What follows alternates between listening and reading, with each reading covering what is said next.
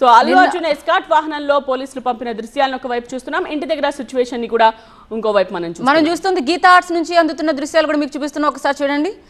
Left side box మనకి Gita arts office అది, అక్కడ కూడా మనకి పోలీసులు భారీగానే కనిపిస్తున్నారు.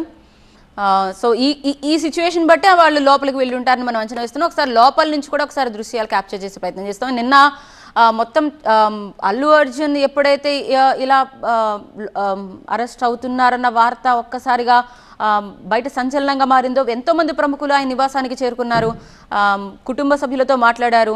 మెగాస్టార్ చిరంజీవి సతీ సమేతంగా అక్కడికి వచ్చారు, డైరెక్టర్ సుకుమార్ అక్కడికి వచ్చారు, త్రివిక్రమ్ అక్కడికి వచ్చారు.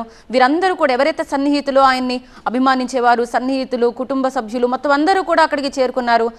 ఈ రోజు మాత్రం మనకి ఒక సరైన ప్రెజెంటేషన్ మీ జీవితాన్నే మారుస్తుంది.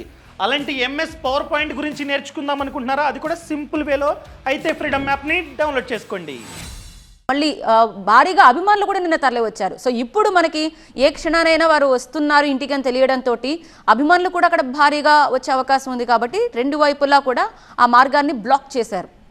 అయితే ఇప్పుడు బ్లాక్ చేసిన తర్వాత అక్కడికి కాకుండా వారు వెహికల్స్ తోటి మనకి గీతా ఆర్ట్స్కి వెళ్ళినట్టుగా, ఆ వెహికల్స్ అన్ని ఇటుపక్కకి టర్న్ అయ్యేట్టుగా మనకు అందుతున్న ఇన్ఫర్మేషన్. అక్కడ భారీగానే పోలీసులు కూడా మనకి కనిపిస్తున్నారు. కాబట్టి బహుశా అక్కడికి వెళ్ళి ఉంటారని మనం అనుకుంటున్నాం.